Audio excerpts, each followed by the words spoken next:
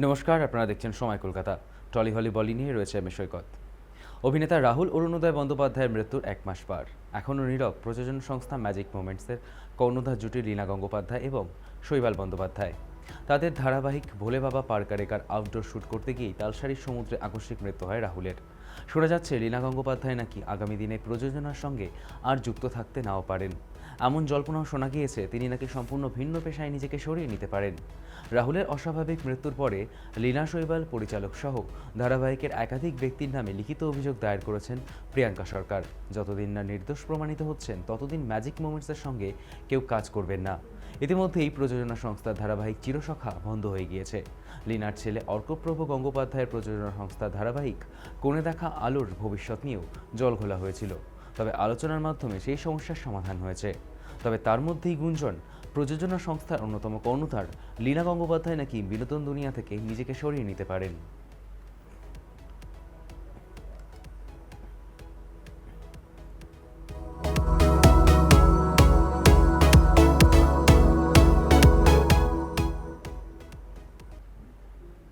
আইনি জটিলতার বলিউডের জনপ্রিয় কমেডি ফ্র্যাঞ্চাইজি বিতর্কের সূত্রপাত সিনেমার সত্ত্ব নিয়ে।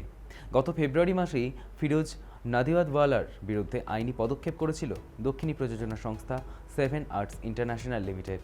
এবার সংশ্লিষ্ট সংস্থার বিরুদ্ধে পাল্টা আদালতের দ্বারস্থ হলেন নাদিয়াদওয়ালা। অভিযোগ, তার কেনা ছবির সত্ত্বকে জোর করে জবরদখল করার চেষ্টা করছে 7 আর্টস ইন্টারন্যাশনাল লিমিটেড। প্রযোজকের অভিযোগের ভিত্তিতেই এবার গোপালা পিল্লাই বিজয় কুমার এবং এম পল মাইকেলের বিরুদ্ধে ভারতীয় ন্যায় সংহিতার 318(4), 356 এবং 3(5) ধারায় অধীনে মামলা দায়ের করেছে পুলিশ। অভিযোগের ভিত্তিতেই সংশ্লিষ্ট ইস্যুতে পুলিশ ইতিমধ্যেই তদন্ত শুরু করেছে এবং খুব শীঘ্রই ওই দুই প্রযোজককে জিজ্ঞাসাবাদের জন্য তলব করা হতে পারে।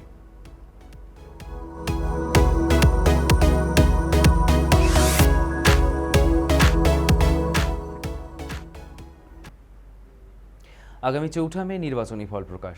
তার প্রাক্কালেই পুরীর জগন্নাথ ভূমে সস্ত্রীক তৃণমূলের তারকা প্রার্থী রাজ চক্রবর্তী।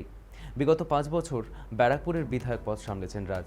ভোটের নির্ঘণ্ট প্রকাশের পর থেকেই সংশ্লিষ্ট কেন্দ্রে আদা জল খেয়ে প্রচারের পিছে দাপট দেখিয়েছেন তিনি। এবার ফের একবার তৃণমূলের গড় রাজরাজত্ব ফেরানোর মানত নিয়ে জগন্নাথ ধামে হাজির রাজ চক্রবর্তী এবং শুভশ্রী গাঙ্গুলি। এবার ভোট পরীক্ষায় ফুল মার্কস পেতে সেই জগন্নাথ স্মরণেই রাজ শুভশ্রী।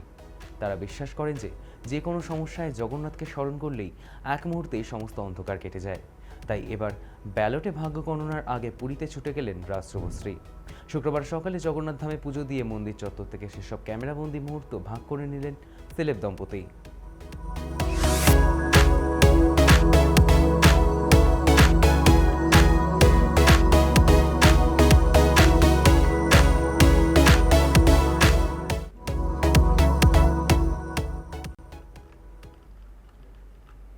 ভোট পরীক্ষা শেষ, এবার ব্যালটে ভাগ্য গণনার পালা। আর মাত্র 48 ঘন্টা বাদেই বাংলার মসনদের ভবিষ্যৎ নির্ধারণ হবে। আগামী 4 মে নির্বাচনী ফল প্রকাশ। তার প্রাক্কালেই ভোটের রেজাল্ট নিয়ে বড় ভবিষ্যৎবাণী মানসী সিনহার। নিজের রাজনৈতিক মতদর্শ নিয়েও বারবার খুল্লামখুল্লা থেকেছেন মানসী। 26-এর বিধানসভা নির্বাচনে বামেদের হয়ে ভোট প্রচার করতেও দেখা গিয়েছে অভিনেত্রী তথা পরিচালককে। এবার ভোট পরীক্ষায় ফল প্রকাশের প্রাক্কালে রক্তশূন্য বাংলায় ফের লাল নিশান ওড়ার ভবিষ্যৎবাণী করলেন মানসী সিনহা।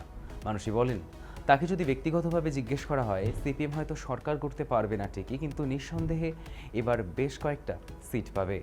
এবার বামেদের ঘুরে দাঁড়ানোর পালা। অতঃপর চলতিবারের ভোটযুদ্ধে বামেদের প্রত্যাবর্তন যে অনিবার্য সে কথাই বুঝিয়ে দিলেন অভিনেত্রী।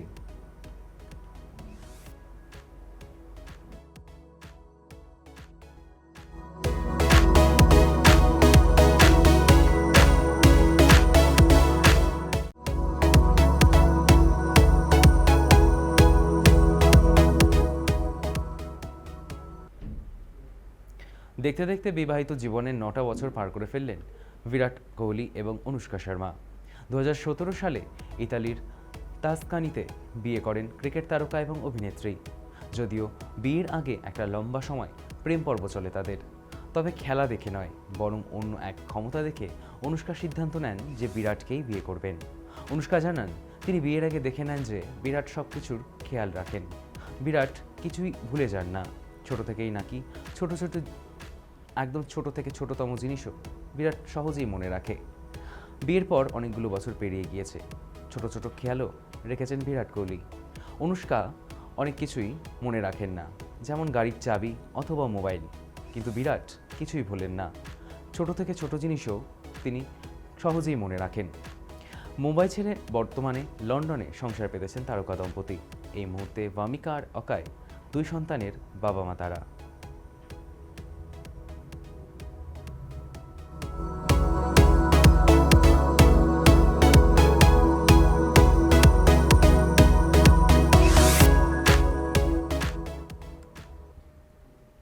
সুদীপা চট্টোপাধ্যায় যাই করেন তা নিয়েই সমালোচনার সম্মুখীন হন।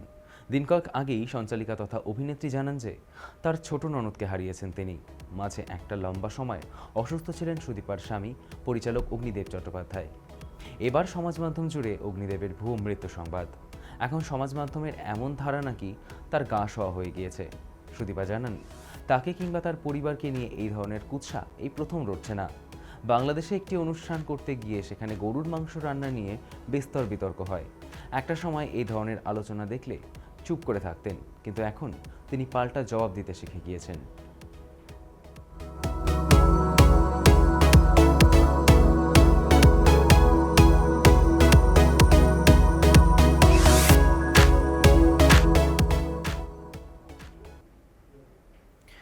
টলি হলি বলে এখনকার মতো এই পর্যন্তই। দেখতে থাকুন সময় কলকাতা, সময় বলবে সময়ের কথা।